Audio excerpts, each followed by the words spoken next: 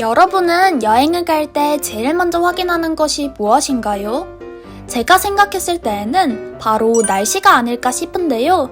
여행뿐만 아니라 여러 가지 행사나 축제를 즐기기 위해서도 우리에게 날씨 정보는 굉장히 중요합니다.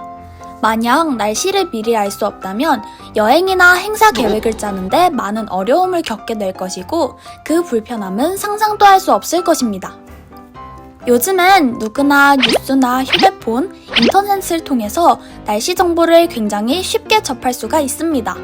이런 날씨 정보는 우리가 살아가는데 아주 중요한 역할을 하는데요. 과연 기상청의 날씨 예보가 우리 국민들에게 어떤 영향을 미치는지 영상으로 준비해 보았습니다. 다 같이 한번 보시죠.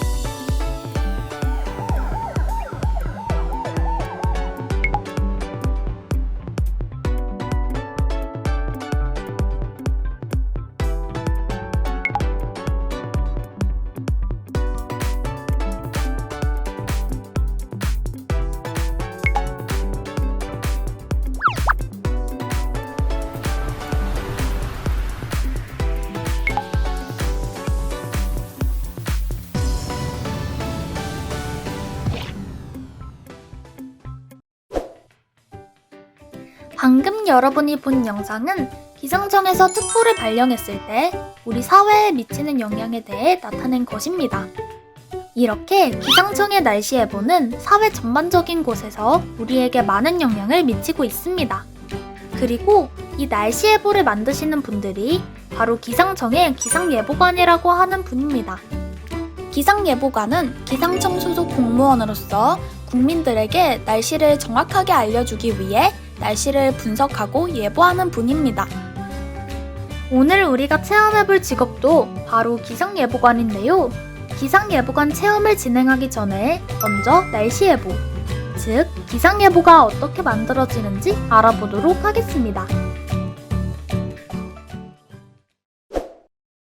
우선 기상예보를 만들기 위해서 현재의 날씨를 관측하는 것이 매우 중요합니다.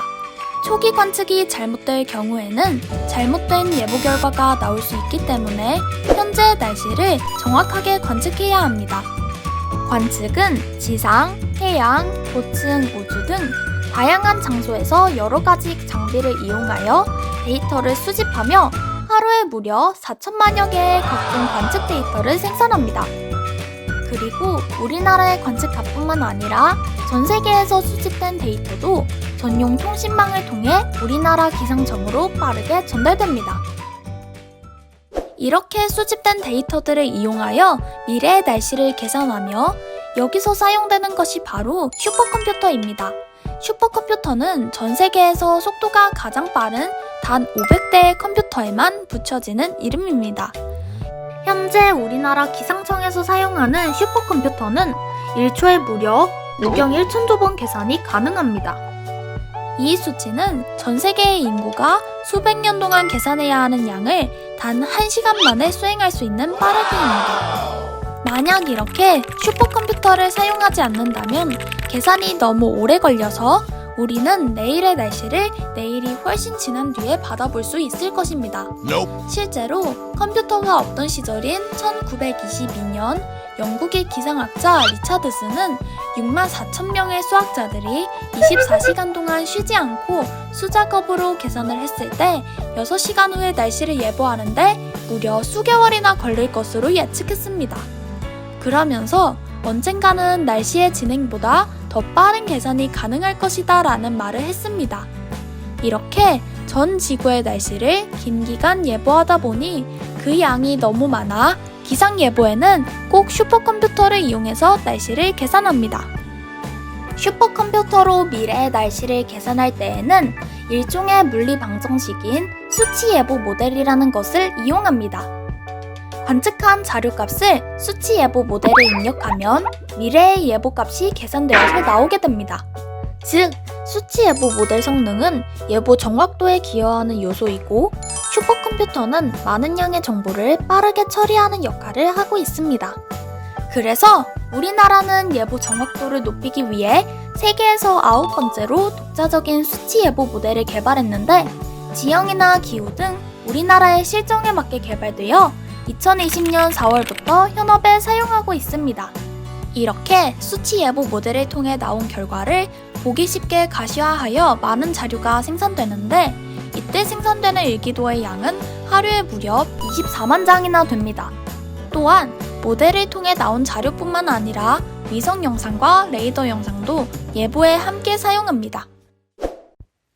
그런데 이 자료들을 곧바로 예보에 사용하는 것이 아니라 과연 오류가 없는지, 과거에 비슷한 사례는 어땠는지 등 기상예보관들이 한 차례 더 토의를 한 뒤에 최종 예보를 결정하게 됩니다. 지금 보여드릴 영상은 기상예보관들이 예보 토의를 하는 영상인데요.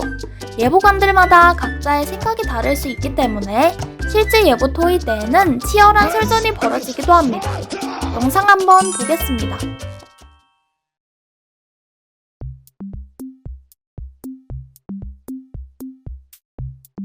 (8월 21일) 태풍 예보 토의 시작하겠습니다. 위성센터 먼저 브리핑해주세요. 네, 태풍은 현재 제주도 남쪽 200km 해상에서 북서쪽으로 천천히 이동하고 있습니다. 중심기압이 예상보다 낮고 바람이 강하게 불고 있어 우리나라에 상륙하면 상당한 피해가 예상됩니다. 하지만 지금 태풍 경로상에 있는 바다의 수온이 낮아 태풍이 힘을 받지 못하고 서서히 약해질 것으로 보입니다. 네, 잘 알겠습니다. 다음 예보 분석팀 말씀해주세요. 이번 태풍은 수온이 낮은 지역을 통과하며 힘을 상당히 잃을 것으로 예상됩니다. 그래도 태풍의 영향이 직접적으로 미치는 제주도와 전남 지역에는 상당한 양의 비가 내릴 것으로 예측됩니다.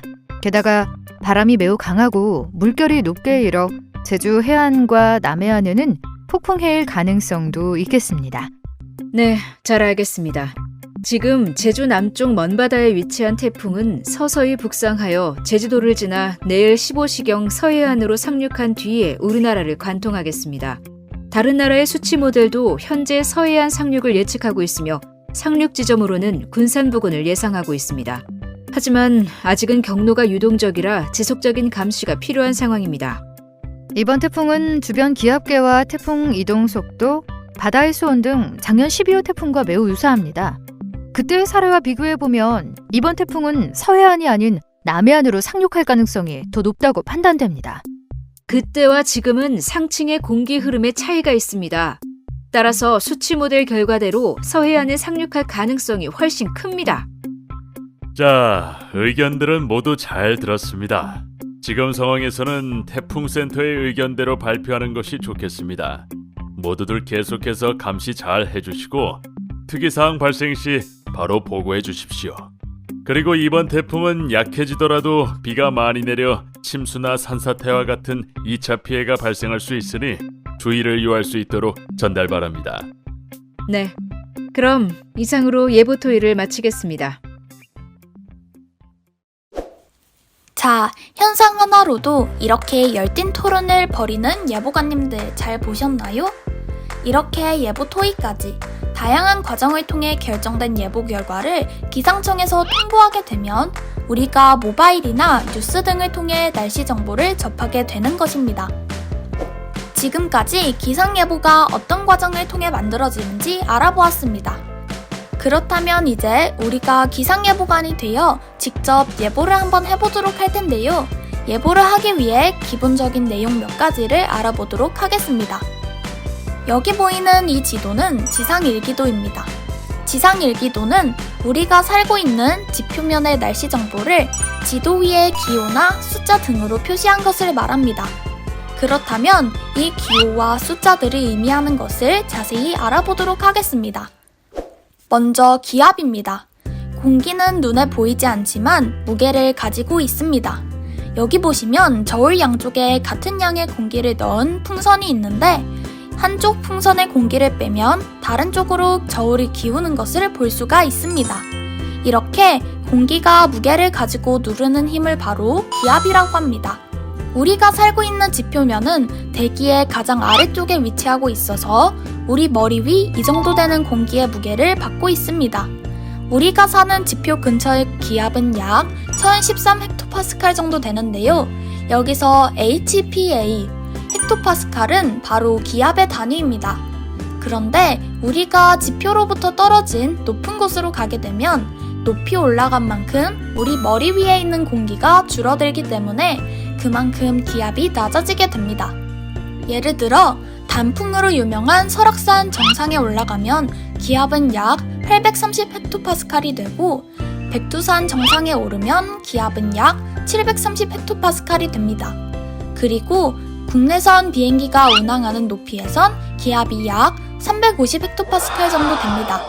우리가 높은 산에 차를 타고 올라가거나 비행기를 타고 이륙할 때 귀가 멍멍해지는 것도 기압이 낮아져서 생기는 현상 중 하나입니다. 자, 다음으로 지상일기도에 구불구불하게 많은 선이 그려져 있는데요. 바로 이것에 대해 알아보겠습니다. 우리가 지도를 볼 때 같은 높이를 연결한 선을 등고선이라고 하죠. 마찬가지로 일기도에서는 같은 기압을 연결한 선을 등압선이라고 합니다. 지상일기도에서 등압선은 4헥토파스칼 간격으로 그리며 등압선마다 숫자가 표시되어 있는데 이것이 바로 이 등압선의 기압값입니다.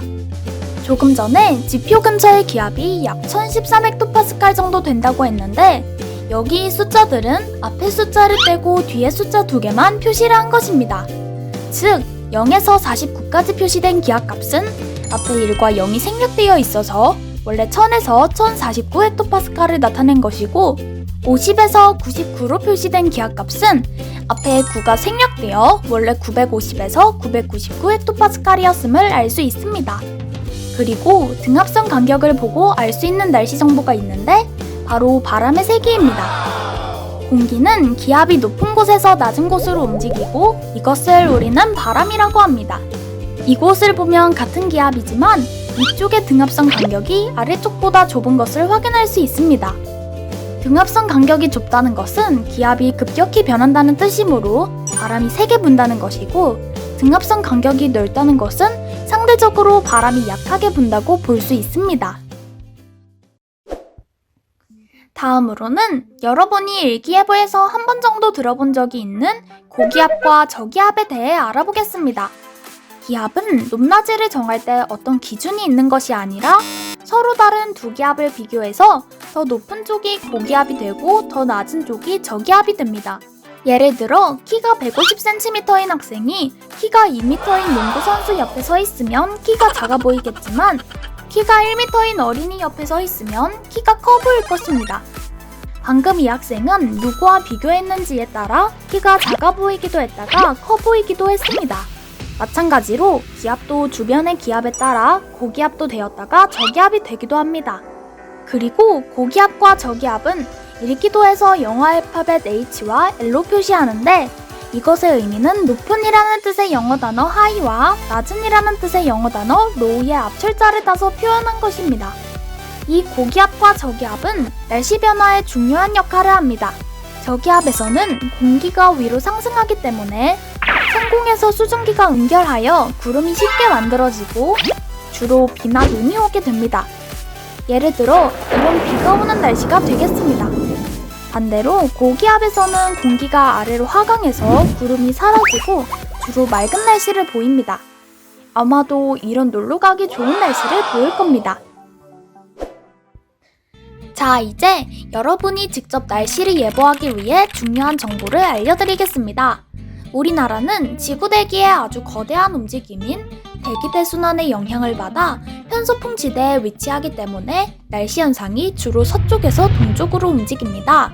중국 고비 사막에서 발생한 황사가 우리나라에 영향을 주는 것도 바로 이 편서풍 때문입니다. 그래서 우리나라 서쪽에 저기압이 있으면 우리나라는 곧 이 저기압의 영향에 들어 점점 날씨가 안 좋아질 것이라고 예측할 수 있고 서쪽에 고기압이 있으면 점점 날씨가 좋아질 것이라고 예측할 수 있습니다. 마지막으로 일기도 기호에 대해 알아보겠습니다. 일기도 기호는 한 지역의 날씨 정보를 담고 있는 기호인데 꼭 음악 시간에 배운 음표처럼 생겼습니다. 먼저 여기 동그란 부분은 구름의 양을 나타냅니다. 하늘에 구름이 하나도 없으면 아무 표시도 하지 않고 하늘에 구름이 가득 차 있으면 원을 모두 색칠합니다. 그리고 하늘을 8등분으로 나누었을 때 구름이 차지하는 양만큼 이렇게 구름의 양을 표시하고 있습니다. 다음으로 여기 붙어있는 선은 바람이 불어오는 방향을 나타냅니다. 바람이 불어오는 방향은 풍향이라고도 합니다. 이렇게 선이 동쪽으로 있으면 동쪽에서 불어오는 바람인 동풍을 나타내고 남쪽으로 있으면 남쪽에서 불어오는 바람인 남풍을 나타냅니다. 여기 북쪽과 서쪽 사이에 선이 있으면 둘을 모두 합친 북서풍이라고 합니다. 풍량 뒤에 붙어있는 것은 바람의 세기인 풍속을 나타냅니다. 끝에서 조금 아래쪽에 짧은 선 하나만 있으면 풍속이 초속 2m로 분다는 뜻이고 끝에 긴 선 하나만 있으면 초속 5m로 분다는 뜻입니다. 그럼 여기서부터는 이제 덧셈입니다. 긴 선 2개가 있으면 초속 10m이고 긴 선 2개와 짧은 선 하나가 있으면 초속 12m로 분다는 뜻입니다. 그리고 바람이 너무 세게 불어서 초속 25m가 되면 긴 선 5개가 아니라 삼각깃 하나를 붙입니다. 여기서 바람이 더 강해지면 똑같이 초속 27m는 삼각깃 하나에 짧은 선 하나, 초속 30m는 삼각깃 하나에 긴 선 하나, 이런 식으로 바람의 세기를 표시합니다. 초속 25m가 어느 정도인지 조금 더 설명하면 초속 17m가 넘는 열대저기압을 태풍으로 분류합니다. 즉, 초속 25m는 태풍급 바람이고 역대 바람이 가장 셌던 태풍인 매미의 순간 최대 풍속은 무려 초속 60m를 넘겼습니다. 다음으로 여기 앞에 있는 기호는 현재 날씨를 나타냅니다. 날씨를 나타내는 기호는 이렇게 아주 다양하지만 주로 사용하는 것 몇 가지만 소개해 드리겠습니다. 초록색 원은 현재 비가 오고 있다는 것을 나타내는 기호입니다. 그리고 눈결정처럼 생긴 기호는 눈을 나타내는 기호이고 마치 안개가 낀 것처럼 가로로 노란색 세 줄이 그어져 있으면 안개를 나타냅니다. 더 많은 날씨 기호가 궁금하면 여기 사진을 보여드릴 테니 참고하시기 바랍니다. 이제 여러분과 기본적인 내용은 모두 알아보았습니다. 지금부터는 여러분이 직접 일기도를 완성하고 분석한 뒤에 앞으로의 날씨가 어떻게 될지 예보하는 시간을 가져보도록 하겠습니다. 여러분, 활동지 받으셨나요? 여기 활동지에 지도가 있습니다. 각 지역에 일기도 기호만 있고 제일 중요한 등압선과 고기압, 저기압 기호가 없습니다. 일기도 기호 옆에 있는 숫자가 바로 기압을 나타내는 숫자입니다. 이 숫자를 보고 같은 기압끼리 선으로 연결하여 등압선을 완성하고 고기압과 저기압도 표시하시기 바랍니다.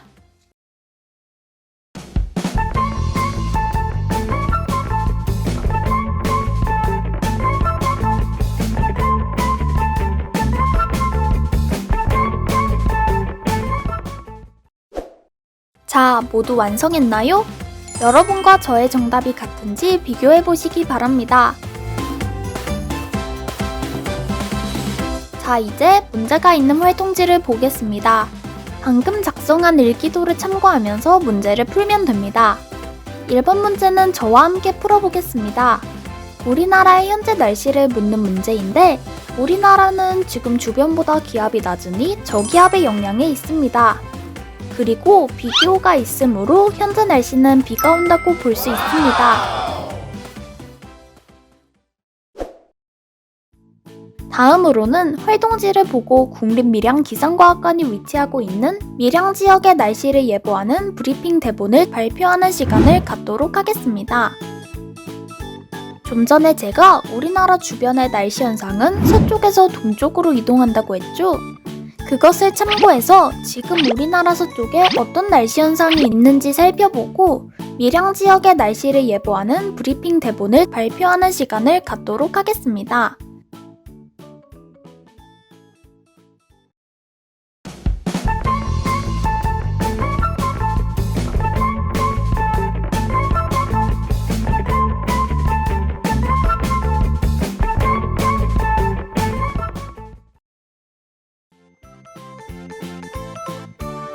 발표 잘하셨나요?